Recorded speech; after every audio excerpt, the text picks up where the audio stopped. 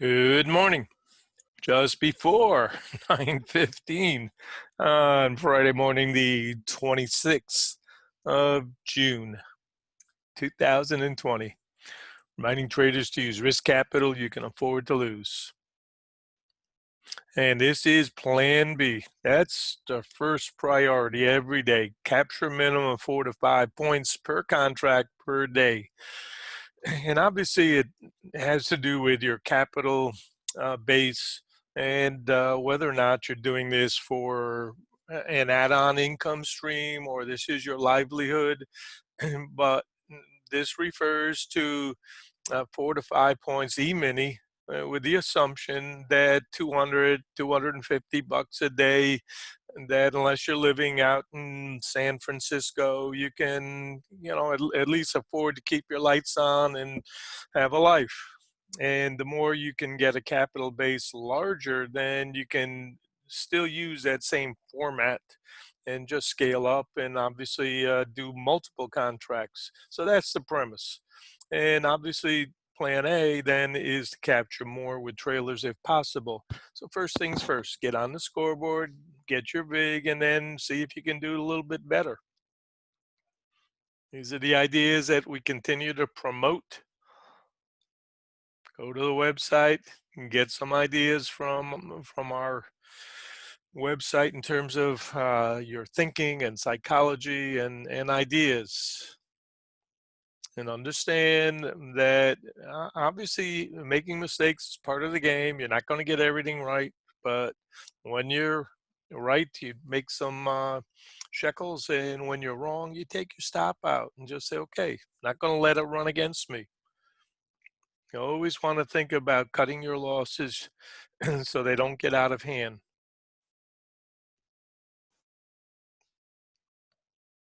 So the VIG, somebody asked me, what do you mean by VIG? Well, that's a whole school for, your interest, your money. Get your VIG.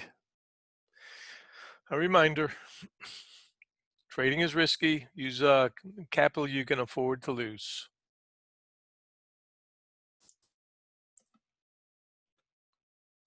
All right, let's take a look. And we'll run through a number of videos today. What I'm looking at right now, let's review the end of the day yesterday and then, the zipper. So obviously we held the support that we had talked about. Be very careful about these guys pulling the fast one. They did. They pulled the fast one. And right here is where I'm saying that, well, remember I said 52 should be supportive. Okay, that should be your stop. And that's your breakout area. So if they really want to keep this thing, forcefully moving up, they really don't come back and retest that and get below that. They just keep the squeeze on. So that's I think my friend Tony, Trader Smarts, he calls it the sniffing dog. We call it the Hound of the Baskervilles. You know, how come and I put that in Zeke, you saw Zeke's answer. How come they didn't just keep on running? That tells me maybe they're not as strong as we think, because if they really wanted to get up here early, they would have done that overnight.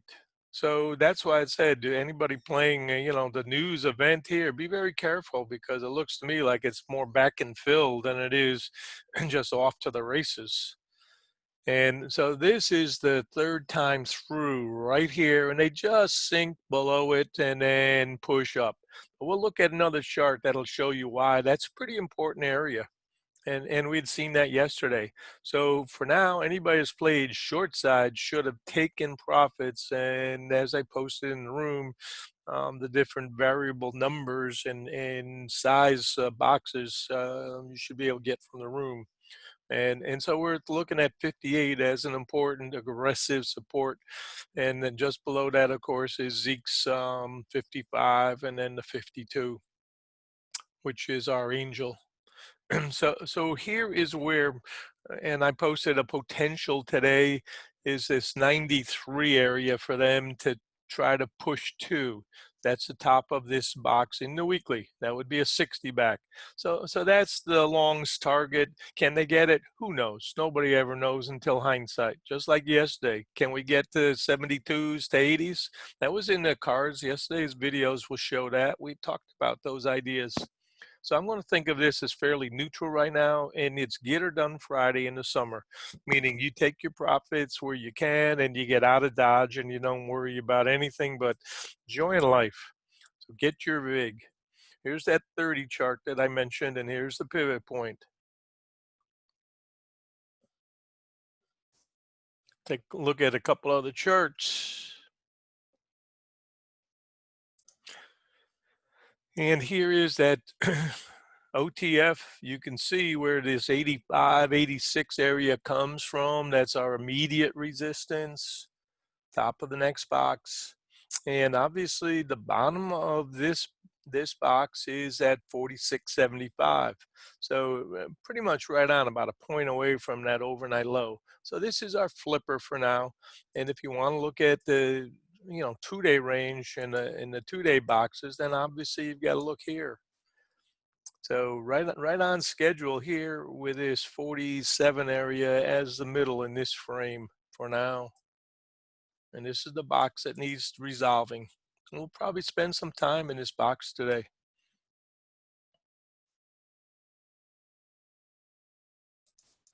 And this is our overnight range. We can see the bottom two boxes. You can see where I said make sure you are paid. First things first, got to get paid by 62s. We know news is coming out. You don't want to overstay ahead of news. And now we're trading basically, we took one notch below the pipe. And this is our strongest support for now from range type trading. And obviously up at the top here, it is 73.5, 74 area, the resistance zone, and the rest of it is range trading in between. So first low, doubles, goes up, takes out the highs, and probably anybody that was playing another breakout, they get slammed in the overnight range. And then the V bounce. So this smacks more of range type trading when we get this V bounce that still hasn't gone anyplace. So for now, we're just going to treat it like range type trading. We'll do a couple of videos rather than make them too long. And here is our angels and demons. 80 for our demon, 52.25 for our angel. This was our squeeze pivot. We took that out. You can see this bar right here. This is the gotcha bar. 1, 2, 3. And all the way up. And then it does not hold and comes all the way back. So this is a back and fill pattern. This is a range type pattern. And truthfully, that's one of the keys in the business is learning to distinguish between a range type pattern and a breakout pattern.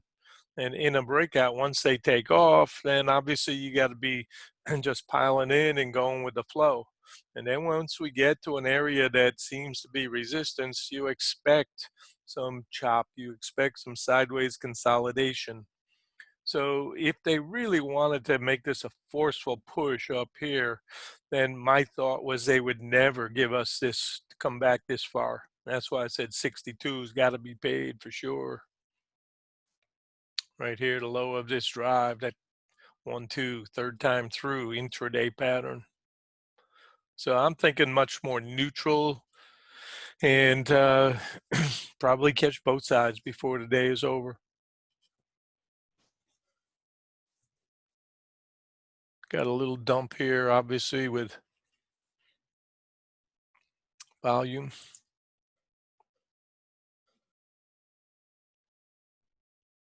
And the monthly, let's take a look at this one.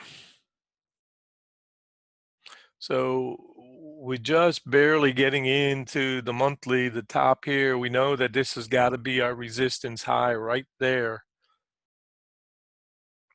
So that's resistance for now. This box, we avoided catastrophe. Remember I said yesterday, there are a lot of, gurus that talk about no support built up down here, and yet we can get these kind of yanks. So don't fall for that nonsense.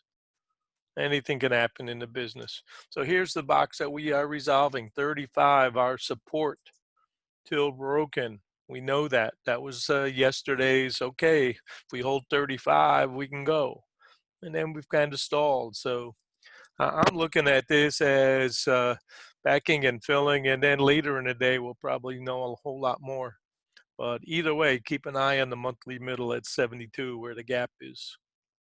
Pretty important.